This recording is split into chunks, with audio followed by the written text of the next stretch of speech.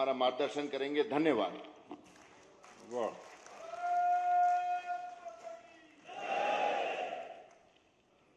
देखिए मुझे चढ़ा दिया इन्होंने।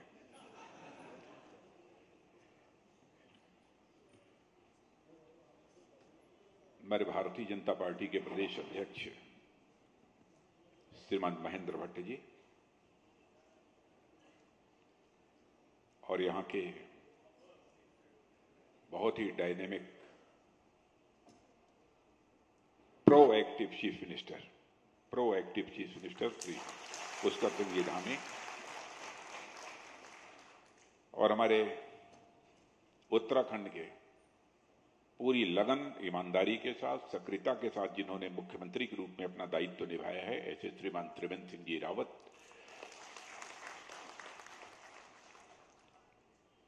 श्रीमती माला राज्य लक्ष्मी शाह जी सांसद, हमारे राज्यसभा के सांसद श्रीमान नरेश बंसल जी जिन्होंने बहुत लंबे समय तक संगठन के दायित्व को निभाया है, और श्री आदित्य कोठारी जी, श्री अनिल जी गोयल, श्रीमान विजय धस्माना जी, श्रीमती बसंती बिष्ट, श्रीमान सिद्धांत अग्रवाल जी और मेजर जनरल आनंद सिंह जी रावत, सभागार में मौजूद मेरे सभी सम्मानित बहनों एवं भाइयों। अभी इस कार्यक्रम के पहले अमर उजाला का एक कार्यक्रम था, उस कार्यक्रम को संबोधित करने के बाद आप सबके बीच में यहां पर मौजूद हूं। उत्तराखंड के साथ मेरा बहुत ही अटूट रिश्ता है और ये मुझे ही सौभाग्य प्राप्त हुआ है कि यूनाइटेड उत्तर प्रदेश का मैं अंतिम चीफ मिनिस्टर रहा हूं।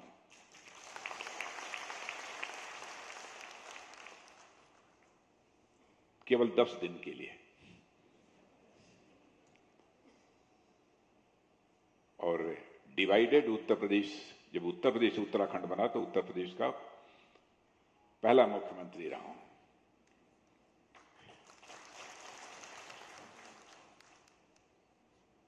जब कभी भी उत्तराखंड में मेरा कोई कार्यक्रम लगता है, आज भी भले ही उत्तराखंड राज्य अलग बन गया हो,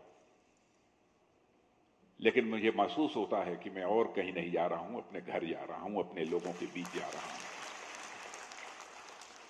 जहां तक उत्तराखंड का प्रश्न है, यह देवभूमि के रूप में जानी जाती है, वीर भूमि के रूप में जानी जाती है, शौर्य भूमि के रूप में जानी जाती है और सैन्य भूमि के रूप में भी यह जानी जाती है।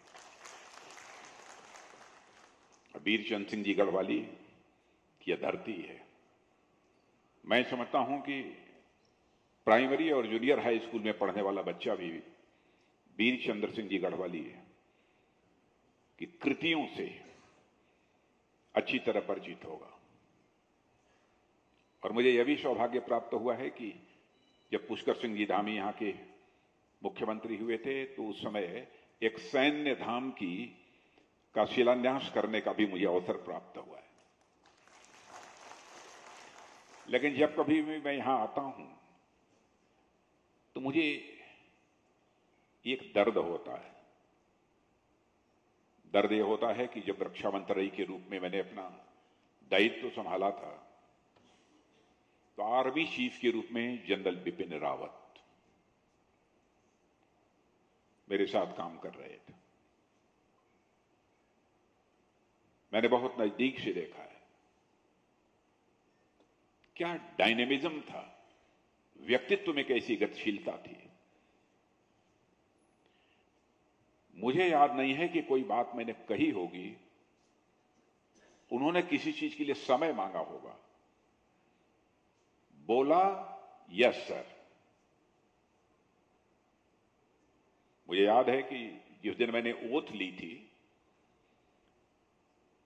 मंत्री पद की, रक्षा मंत्री का दायित्व मिला था, तो मैंने नेक्स्ट डे उनको टेलीफोन किया कि रावत जी, ऐसा है कि मैं सबसे पहले मैं सियाचिन जाना चाहता हूं, सबसे जो ऊंची जगह है, और वहां के नौजवानों से मिलना चाहता हूं। तो उन्होंने पूछा कि सर आज चलना चाहते हैं कि कल?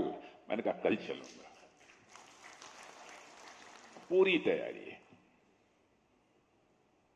तो यहां जब भी आता हूं तो स्वाभाविक रूप से मुझे याद आती है। और उत्तराखंड राज्य बनने के बाद हमारे जितने भी मुख्यमंत्री हुए, मैं खंडूरी जी की भी याद करना चाहता हूं, निशंक जी की भी, हमारे भगत सिंह जी कोश्यारी जी, हमारे त्रिवेंद्र सिंह जी रावत, सबने कुछ न कुछ बड़ी महत्वपूर्ण भूमिका भी निभाई है। पहले मुख्यमंत्री तो स्वामी जी थे, यहां के हुए थे, नित्यानंद जी, सबने बहुत ही महत्वपूर्ण भूमिका निभाई है। लेकिन केंद्र में हमारी सरकार बन जाने के बाद सचमुच उत्तराखंड के विकास में जो अनुकूलता पैदा होनी चाहिए वो अनुकूलता पैदा हुई है, और बहुत तेजी से उत्तराखंड का भी विकास हो रहा है। मैं सूची देख रहा था कि हमारे प्रधानमंत्री श्री नरेंद्र मोदी जी ने जो उत्तराखंड की जो 9 महत्वाकांक्षी परियोजनाएं दी हैं, मैं ईमानदारी से बतलाऊं कि मुझे भी इन सब सारी परियोजनाओं की जानकारी नहीं थी। केदारनाथ बद्रीधाम में 1300 करोड़ रुपया, गौरीकुंड केदारनाथ, गोविंद घाट, हेमकुंड रोपवे 25,500 करोड़ रुपया, हुमायूं के पौराणिक मंदिरों के भव्य निर्माण के लिए मानस मंदिर माला मिशन के लिए पूरे राज्य में होम स्टे को बढ़ावा, राज्य में 4000 से अधिक होम स्टे पंजीकृत टूरिज्म की दृष्टि से, Rishikesh Haridwar adventure tourism, Tanakpur Bageshwar rail line, Uttarakhand में स्वास्थ्य सेवाओं का विस्तार, 2000 करोड़ रुपए की टिहरी झील विकास परियोजना। मैं तो कल्पना भी नहीं कर सकता इतने अल्प समय में इतनी सारी परियोजनाओं की स्वीकृति करना, और सारी योजनाओं पर या तो तेजी से काम चल रहा है या कुछ परियोजनाएं पूरी हो गई हैं। अब ऋषिकेश कर्णप्रयाग रेल परियोजना का भी काम चल रहा है, ये मुझे बतलाया गया है। टनकपुर बागेश्वर रेलवे लाइन का भी काम शुरू हो गया, ये भी बतलाया गया है। दर्जन भर ऐसी परियोजनाएं, कितनी परियोजनाओं का मैं नाम लूं। इंफ्रास्ट्रक्चर के विकास पर भाजपा सरकारों का कितना बड़ा फोकस रहा है, ये आप सबको अच्छी तरह मालूम है। और 2014 में मैं आपको जानकारी देना चाहता हूं कि उत्तराखंड के प्रति हमारी सरकार का दृष्टिकोण क्या है। हमारी प्रायोरिटीज में उत्तराखंड छोटा राज्य है लेकिन टॉप पर है। आप ये कहेंगे कैसे? पहले जो रेल के कामकाज के लिए रेल का बजट यहां 200 करोड़ हुआ करता था, आपको जानकर खुशी होगी कि आज रेल का बजट उत्तराखंड के लिए 5000 करोड़ रुपए हो गया। यह कोई छोटी बात नहीं है।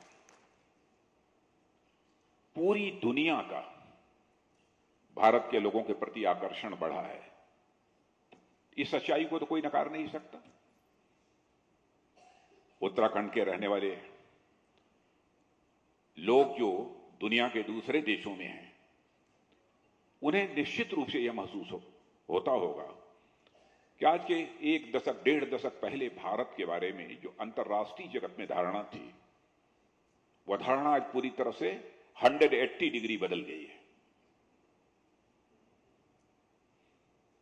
भारत का स्ट्रेचर, भारत का कद दुनिया में बढ़ा है। पहले अंतर्राष्ट्रीय मंचों पर भारत कुछ बोलता था तो भारत की बातों को जितनी गंभीरता पूर्वक लिया जाना चाहिए नहीं लिया जाता था। ठीक है, भारत बोल रहा है, भारत कमजोर देश है, होगी बहुत, पॉपुलेशन बहुत अधिक, एरिया बड़ी होगी, लेकिन बहनों भाइयों, सचमुच हम लोगों का सीना चौड़ा होता है यह देखकर कि यहां पहले की भारत की बातों को अंतर्राष्ट्रीय मंचों पर जिस गंभीरता से लिया जाना चाहिए नहीं लिया जाता था, लेकिन आज यदि भारत अंतर्राष्ट्रीय मंचों पर कुछ बोलता है तो सारी दुनिया पूरा कान खोलकर सुनती है कि भारत बोल क्या रहा है।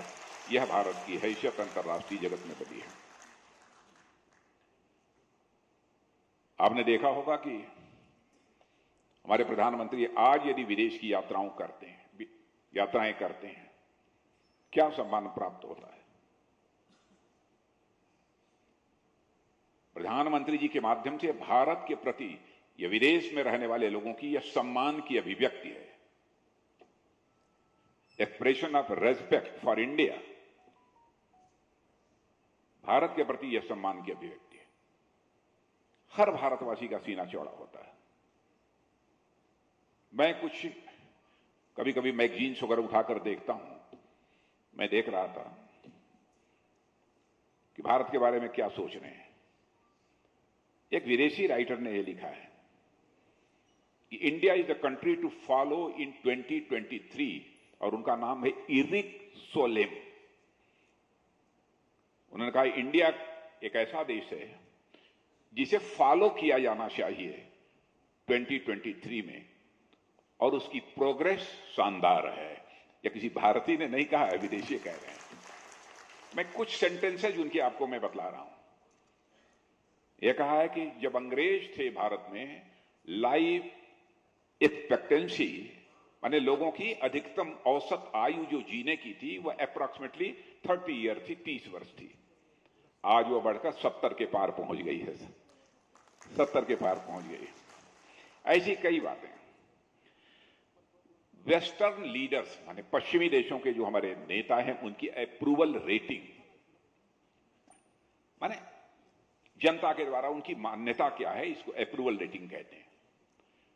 उनकी अप्रूवल रेटिंग दुनिया के दूसरे देशों में, अपने देशों में भी मैक्सिमम 30% एवरेज है। लेकिन हमारे प्राइम मिनिस्टर की वह अप्रूवल रेटिंग बहनों भाइयों मोर देन 78% है, 78% से अधिक। क्या यह भारत का सम्मान नहीं है? अद्भुत है। एक चाइनीज राइटर, उसने लिखा है how is India viewed in China, माने इंडिया को भारत में कैसे देखा जाता है। उनका नाम है मू चुनसन। हो सकता है इसका प्रोनाउंसिएशन कुछ और हो, लेकिन जो इंग्लिश अल्फाबेट में लिखा है उस आधार पर मैं पढ़ रहा हूं। उन्होंने पीएम मोदी का चाइनीज इंटरनेट पर एक काफी असामान्य सा निक नेम दिया है। और उनका निक नेम जो दिया है मोदी जी को, मोदी लाक्सियन। मोदी लाक्सियन, लाक्सियन का यह मतलब होता है कि कुछ अजीब शक्तियों वाला एक बहुत ही अमर वृद्ध, अजीब शक्तियों वाला।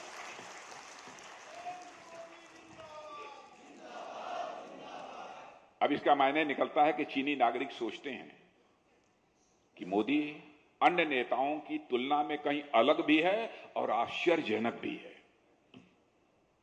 अब बहनों भाइयों, सच्चाई है कि मैं भी आश्चर्यजनक मानता हूं, क्योंकि हम लोगों ने साथ काम किया है। 2014 में पार्टी का प्रेसिडेंट मैं ही था, जिस समय भारतीय जनता पार्टी को विजय प्राप्त हुई थी मोदी जी के नेतृत्व में। काम करते हुए बहुत नजदीक से मैंने देखा है। प्रारंभ में 2014 में जब हम पब्लिक मीटिंग्स के लिए हम और वो दोनों लोग सारे देश में जाते थे, तो सचमुच अद्भुत काम करने की क्षमता। मैं तो कहता था कैसे कर लेते हैं, तो उन्होंने कहा कि राजनाथ जी हमको खुद नहीं मालूम है। तो मुझे लगता है कि ये चीनी राइटर ने जो कहा था सही कहा था कि अजीब शक्तियों वाला यह कोई व्यक्ति है।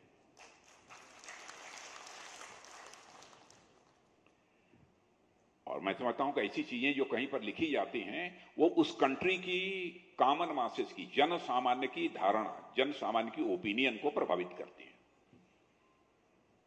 ऐसी स्थिति है। एक सज्जन ने लिखा है, उनका नाम है डेनियल केव। टेक्नोलॉजी पावर हाउस के रूप में भारत की प्रतिष्ठा उसे चीन से अलग करती है। Science and technology power house के रूप में भारत चीन और अमेरिका को चुनौती दे सकता है। यानी भारत इस तरीके से साइंस और टेक्नोलॉजी की दृष्टि से भी आगे बढ़ रहा है कि चुनौती अमेरिका और चीन को भी दे सकता है। यह लोगों की भारत के बारे में धारणा है। पूरे इंटरनेशनल कम्युनिटी में, अंतर्राष्ट्रीय समुदाय में भारत के प्रति धारणा का बदलना, यह मैं समझता हूं कि सारे अचीवमेंट से मेजर अचीवमेंट है।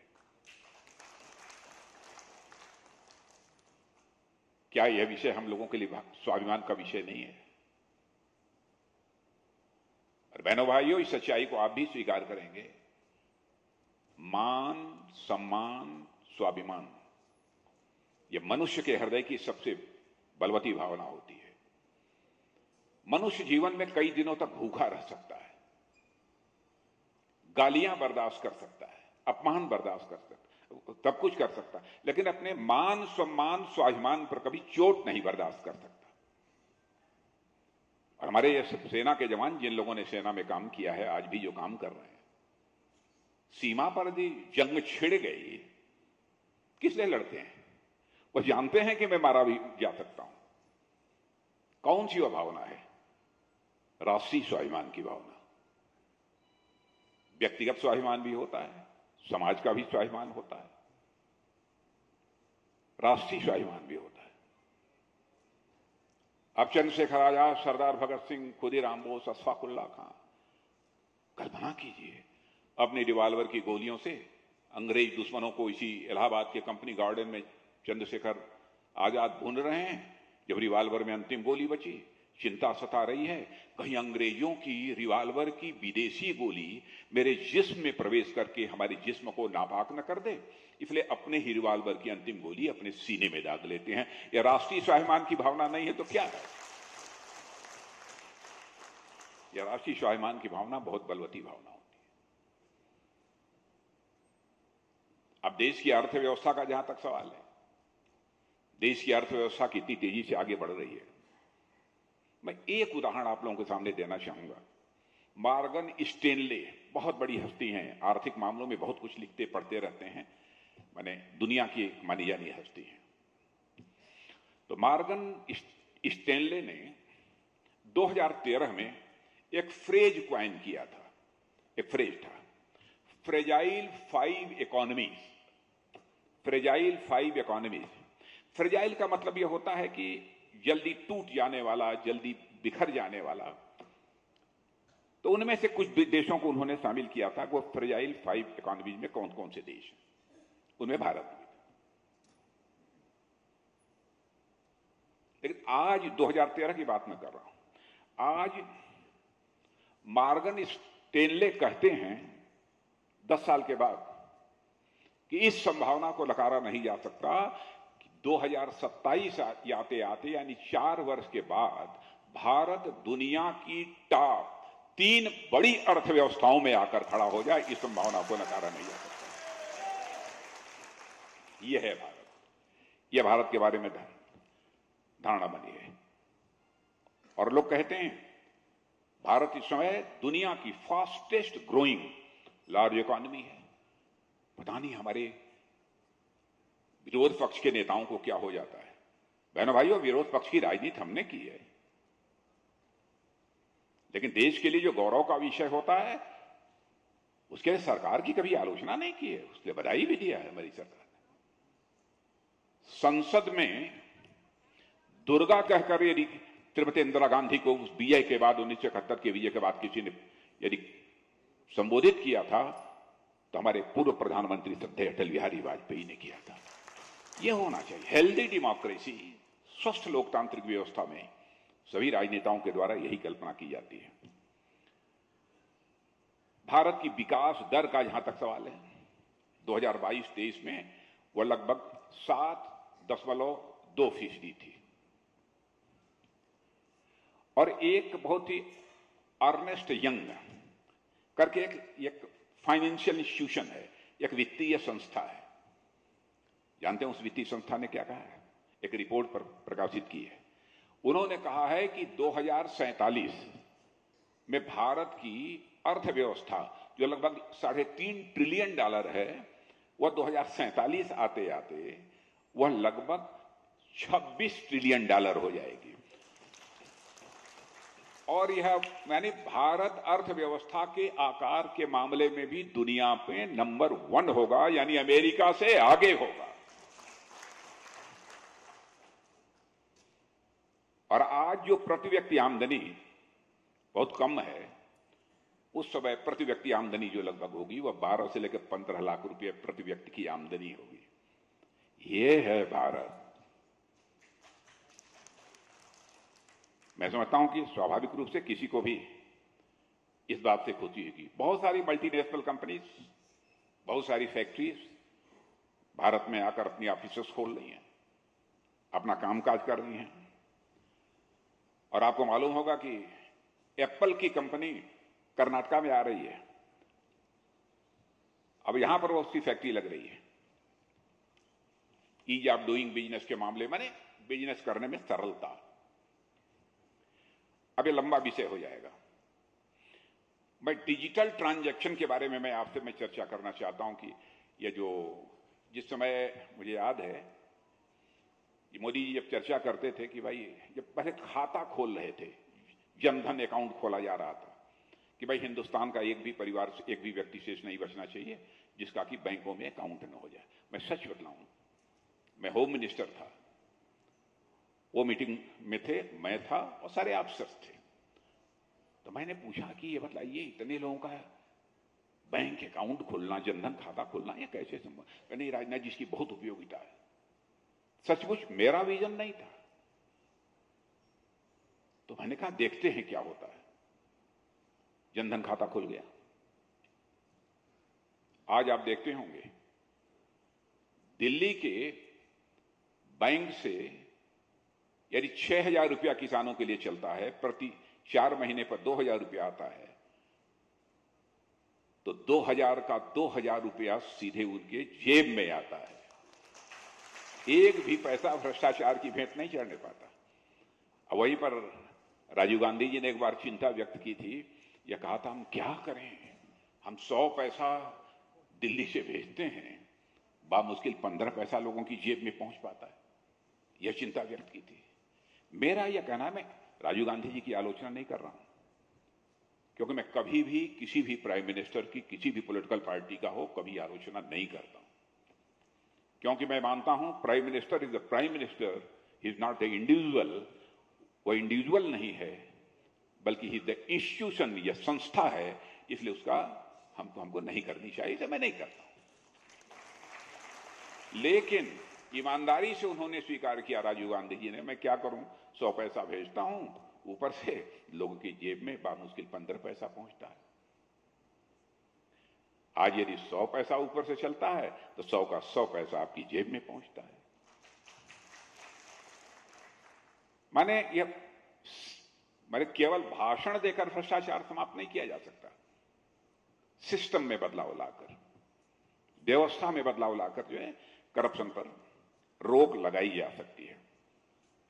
जहां तक डीबीटी से ट्रांसफर का प्रश्न है, अब इस समय डायरेक्ट कैश ट्रांसफर जो हो रहा है, प्राप्त करने वालों की संख्या जो पहले लगभग 10 करोड़ के आसपास थी, आपको आश्चर्य होगा कि वह लगभग 77 करोड़ हो गई, 77 करोड़ हो गई। लोग कहते थे कि काहे को ये सब क्या कर रहे हैं, खाता खोलने का मतलब क्या है? अब खाता खोलने की उपयोगिता यही है कि हर व्यक्ति का खाता जो खुला है, जैम के माध्यम से सीधे सीधे डिजिटल सिस्टम के माध्यम से धीरे धीरे पैसा लोगों के बैंक के खाते में पहुंच रहा है। तो सिस्टम में बदलाव लाकर बहुत सारी चीजें की जा सकती हैं।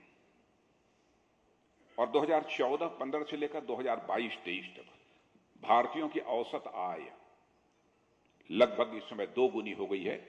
इतनी बात तो पक्की है ना, मैं आपको गुमराह नहीं कर सकता हूं। ये सब तो आंकड़े हैं, प्रत्यक्ष से दे सकते हैं। 2014-15 में हर व्यक्ति की सालाना औसत आयु जो लगभग 86,000 हुआ, 86,000 रुपये थी, आज वह बढ़कर 2023 में 1,72,000 पहुंच गई है, 1,72,000 पहुंच गई है। यह जो है वृद्धि हुई है। कई ऐसी चीजें हैं। अब लोग कहते हैं कि महंगाई बेकाबू हो गई है। अरे दुनिया के, कोविड के बाद दुनिया के सारे देशों की हालत देखिए, इवन अमेरिका की। हमारे यहां महंगाई 4.2% है। दुनिया के किसी देश में कोई उठाकर आंकड़े को कोई देख ले, किसी भी देश की महंगाई की दर 4.2 है। किस तरीके से कंट्रोल किया हम लोगों ने? मैंने ऐसा कोई किसी भी देश की अर्थव्यवस्था नहीं है जो कि कोविड के कारण प्रभावित न हुई हो, लेकिन फिर भी उस समय भी हमने देश की अर्थव्यवस्था को लड़खड़ाने नहीं दिया था। और आज भी हमारे यहां महंगाई की दर 4.2 है। अब बैंकों की हालत, अमेरिका और यूरोप में बहुत सारे जो डेवलप्ड कंट्रीज हैं, हमारे जो विकसित देश हैं, उनके बैंक लड़खड़ा रहे हैं। हाल ही में आपने सुना होगा अमेरिका के सिलिकॉन वैली बैंक को वहां की सरकार ने अपने हाथ में ले लिया। यह हालत है क्योंकि इस बैंक की जनता के बीच साख समाप्त हो गई है। क्या हालत है अर्थव्यवस्था की। मैं मानता हूं कि हमसे बड़ी अर्थव्यवस्था है, लेकिन कई बैंक हमारे दिवालिया हो गए हैं और यूरोप में क्रेडिट साइज जैसे बैंक संकट में है। क्रेडिट सुई बैंक को बोलते हैं, माना जाना जिसकी साख थी, वह भी संकट में है। तो ऐसी कई चीजें हैं। यदि आप तुलना करेंगे तो भारत तेजी के साथ आगे बढ़ रहा है। कोविड के बारे में मैं बतलाना चाहता हूं। कोई चैलेंज यदि किसी कंट्री के सामने आ जाए तो उस चैलेंज को कैसे मीट आउट किया जा सकता है, उस चुनौती को कैसे स्वीकार किया जा सकता है। हमारे यहां वैक्सीन नहीं बनती थी। यह स्ट्रांग विल पावर था हमारे प्राइम मिनिस्टर का। उन्होंने फैसला किया कि चाहे जैसे हम कोविड यहां पर वैक्सीन बनाएंगे। वैक्सीन बनना शुरू हो गई। वैक्सीन भारत में, मैं दावे के साथ कहता हूं, जितने लोग बैठे होंगे शायद कोई नहीं होगा जिसको कि कम से कम कोविड की 2 डोज वैक्सीन की न लग गई हो। ऐसा यहां कोई नहीं होगा। यदि कोई हो तो हाथ उठाइए, 2 डोज नहीं लगी। हो सकता है काक बचा हो, यदि हो जिनको 2 डोज न लगी हो हाथ उठाइए। कोई नहीं होगा। शायद कोई छूट गया हो, एकाक हो सकता है, मैं ऐसा नहीं कहता हूं। मैं इवन अमेरिका की, यूरोपियन कंट्रीज की भी बात कर रहा हूं, क्योंकि दुनिया के अधिकांश देशों में मुझे जाने का अवसर मिलता है। वो लोग कहते हैं कि हम गारंटी के साथ ये नहीं कह सकते कि हमारे यहां सबको 2 डोज कोविड की लग गई है। भारत में इफेक्टिव सिस्टम, सबकी केयर करने वाला, सबकी चिंता करने वाला कम से कम भारत में है, खड़ा हुआ है। दुनिया जब कोविड के संकट से जूझ रही थी तो हम लोग तो यहां तो सब कर ही रहे थे, अपने लोगों को उसका इलाज, टीका देना, वैक्सीनेशन, यह सब चल ही रहा था। दुनिया के कई देशों ने कहा कि भारत तैयार कर रहा है, भारत हमको दे दे। यानी अमेरिका सप्लाई नहीं कर पाया दुनिया के देशों को, चाइना नहीं कर पाया, रूस नहीं कर पाया, लेकिन दुनिया के 100 देशों को वैक्सीन टीका देने का काम भारत ने किया है। मेरे बहनों भाइयों, भारत ने किया।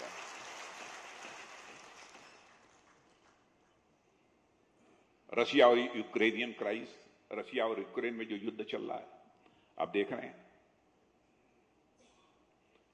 मैंने इतना लंबा युद्ध तो मैं समझता हूं कि आप सबके ज्ञात इतिहास में कभी भी ऐसा युद्ध तो लंबा इतना, वहां धड़ाधड़ मिसाइलें चल रही हैं, गोले चल रहे हैं दोनों तरफ से।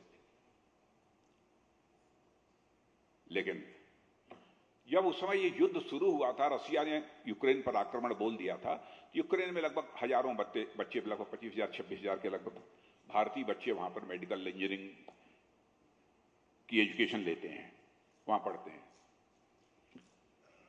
तो यहां के सारे उनके जो गार्जियन थे, माँ बाप, वो कहते थे भाई चाहे जो भी हो, जिस तरीके से हो, यह सरकार हमारे बच्चों को यूक्रेन से निकाल कर बाहर लाए। सब बड़े परेशान थे, स्वाभाविक है, पुत्र पुत्र होता है, उसका मोह था सबको। दुनिया का कोई देश नहीं कर पाया, लेकिन हमारे प्राइम मिनिस्टर ने रूस के राष्ट्रपति मिस्टर पुतिन से बात की, यूक्रेन के राष्ट्रपति मिस्टर जेलेंस्की से बात की, और बाइडेन के राष्ट्रपति अमेरिका के राष्ट्रपति मिस्टर बाइडेन से बात की। कुछ घंटों के लिए युद्ध रुक गया और सारे के सारे भारतवासी बच्चे जो है भारत आ गए। यह है भारत, यह है भारत। तो भारत की हैसियत बड़ी है। भारत को आत्मनिर्भर बनाओ, सेल्फ रिलायंट भारत। और केवल डिफेंस में ही नहीं, रक्षा के क्षेत्र में ही नहीं, हर क्षेत्र में भारत आत्मनिर्भर होना चाहिए। लेकिन मैं डिफेंस मिनिस्टर हूं तो थोड़ी इसकी चर्चा तो मैं कर दूं। हम रक्षा के मामलों में भी आत्मनिर्भर बन रहे हैं।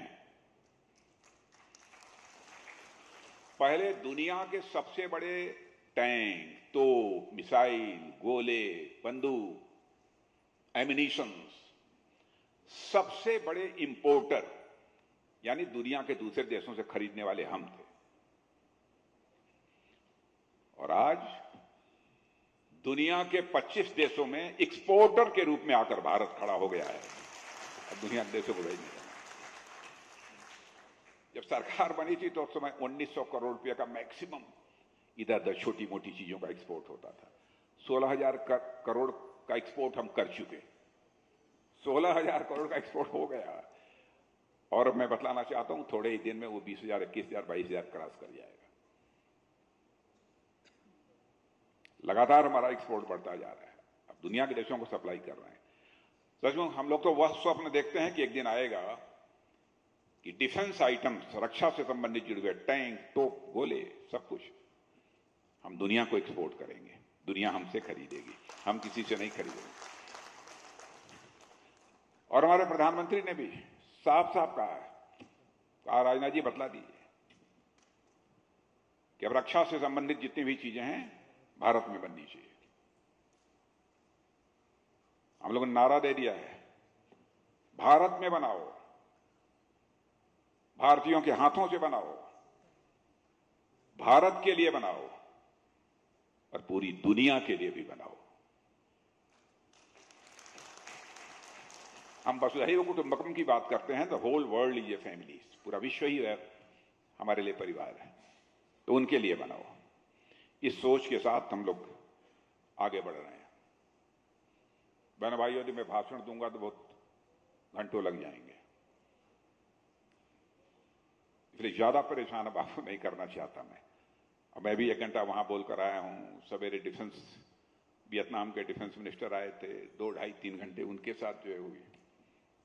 हमारी भी सीमा है और आप लोगों की भी सुनने की सीमा है। बात बहुत लंबी होगी। आप सबका मैं समझता हूं कि सहयोग चाहिए। देश आगे बढ़ रहा है। टेक्नोलॉजी की दृष्टि से मैं बता दूं आपको, बिना टेक्नोलॉजी डेवलप किए, अपनी टेक्नोलॉजी, अपनी तकनीक तैयार किए भी हम भारत में आगे नहीं बढ़ सकते, सेल्फ रिलायंट नहीं हो सकते। कई कदम हमने उठाए हैं, कई कदम ऐसे उठाए कि प्राइवेट इंडस्ट्रीज भी जो हमारी डिफेंस से संबंधित हैं उनको भी प्रमोट करने के लिए, जितना हमारा एक बजट है कैपिटल प्रोक्योरमेंट के लिए, उसमें मैंने कहा कि 75% प्राइवेट से भी खरीदा जाना चाहिए। रिसर्च एंड डेवलपमेंट में भी बहुत सारा सहयोग बहुत लंबा होगा। और FDI वगैरह के बारे में भी बहुत सारे हम लोगों ने रिलैक्सेशन दिए हैं, तो बहुत ज्यादा उसकी मैं चर्चा नहीं करना चाहता। मोदी जी के प्रधानमंत्री के रूप में उनकी सरकार के कार्यकाल के 9 वर्ष पूरे हुए हैं। आगे भी आप सबका आशीर्वाद प्राप्त होता रहे, ये हमारी अपेक्षा है। ये हमारी अपेक्षा सही है, गलत है?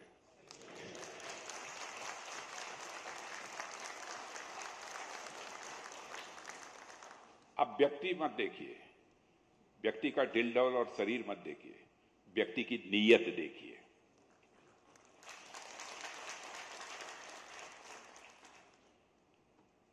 और मैं तो अपने विरोध पक्ष के लोगों से भी कहता हूं, ठीक है, नीतियों को लेकर आप बहस करिए, लेकिन नीयत पर प्रश्न चिन्ह लगाने की कहीं कोई गुंजाइश नहीं है।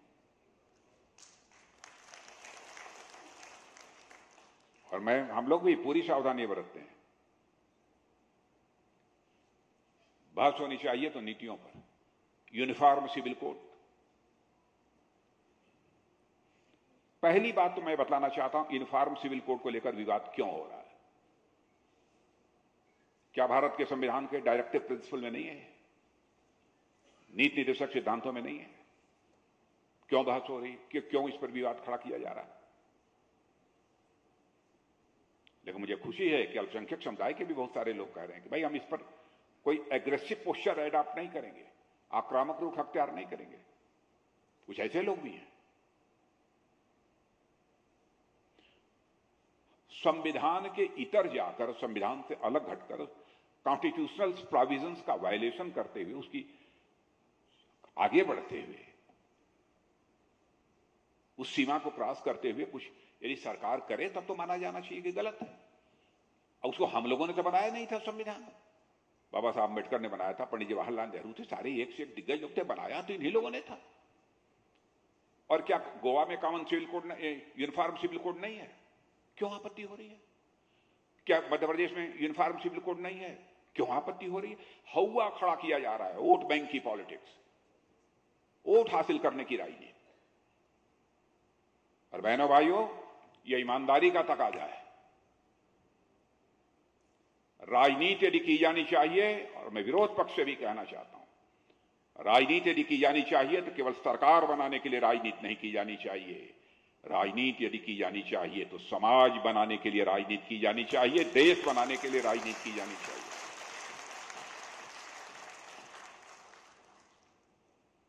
और मैं बधाई देना चाहता हूं यहां के मुख्यमंत्री श्री पुष्कर सिंह धामी को, जो इस मामले में उन्होंने पहल की है।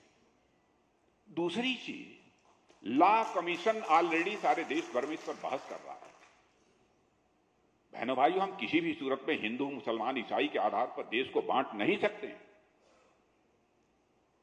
हिंदू होगा, मुसलमान होगा, ईसाई होगा, सभी भारत माता के सपूत हैं, सभी भारत माता के सपूत हैं, सभी एक दूसरे के भाई भाई हैं।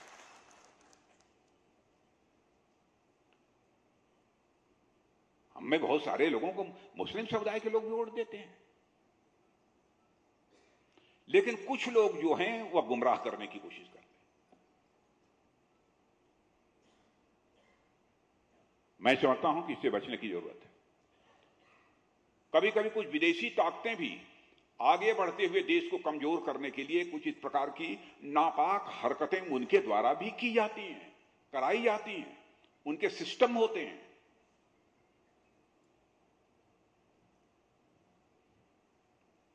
हम यहां सामाजिक समरसता चाहते हैं, सोशल हार्मनी चाहते हैं देश में, और चाहे जो कुछ भी करना पड़ेगा, हम लोग यहां पर सोशल हार्मनी, सामाजिक सौहार्द पैदा करेंगे। और यह भाव मेरे अंदर क्यों है? वह इसलिए है कि भारत दुनिया का अकेला देश है, दुनिया का अकेला देश है जहां के ऋषियों और मनीषियों ने भारत की सीमा में ही रहने वाले लोगों को अपने परिवार का सदस्य नहीं माना है, बल्कि पूरे विश्व की धरा पर रहने वाले लोगों को अपने परिवार का सदस्य यदि किसी ने माना है तो भारत ने माना है। चाहे हिंदू हो, मुसलमान हो, ईसाई हो, यहूदी हो। अरे मैं बतलाऊं आपको, मुस्लिम समुदाय के 72 फिरके मुस्लिम देशों में नहीं पाए जाते, पाए जाते हैं तो केवल और केवल भारत में पाए जाते हैं। मेरे बहनों भाइयों, इस्लाम के 72 फिरके भारत में पाए जाते हैं। जो भारत विश्व को ही परिवार मानता हो, वहां पर द्वेष पैदा करना, हमारे लिए मुस्लिम भी हमारा भाई है, ईसाई भी हमारा भाई है, यहूदी भी हमारा भाई है। और आप लोगों से भी कहूंगा, सामाजिक सौहार्द, सामाजिक रिश्ता अच्छे बनाकर हमको काम करना चाहिए। उत्तेजना में हमको कभी नहीं आना चाहिए। यदि हमारा अल्पसंख्यक समुदाय का भाई यदि कभी कुछ, मान लीजिए किसी ने बरगला दिया, कुछ कर रहा है, तो उसको समझाना चाहिए, उग्र नहीं होना चाहिए। हम पूरे समाज को एक लेकर चलना चाहते हैं, क्योंकि हम इस सच्चाई को समझते हैं। यह राजनीति शब्द 2 शब्दों को मिलाकर बना हुआ है, राज और नीति। नीति यह संस्कृत के नए धातु से बना है, जिसका अर्थ होता है ले जाना, टू कैरी आउट, किस ओर ले जाना, सन्मार्ग की ओर ले जाना। ऐसा पॉलिटिकल सिस्टम जो समाज को सन्मार्ग की ओर ले जाने का काम करे, उसे ही हम राजनीति कहते हैं। लेकिन विडंबना यह है कि कुछ वर्षों से यह राजनीति शब्द अपना अर्थ भी खो चुका है, अपना भाव भी खो चुका है। आइए संकल्प लें, मोदी जी के कार्यकाल के 9 वर्ष पूरे होने के बाद उनकी सरकार के, कि हम पुनः भारत की राजनीति में सामाजिक सौहार्द स्थापित करके देश को उच्चतम शिखर पर ले जाकर हम इस लक्ष्य को हासिल करेंगे। इसी लक्ष्य के साथ हम सबको आगे बढ़ने की जरूरत है। इन्हीं शब्दों के साथ आप सबको धन्यवाद देते हुए अपना निवेदन समाप्त करते हैं।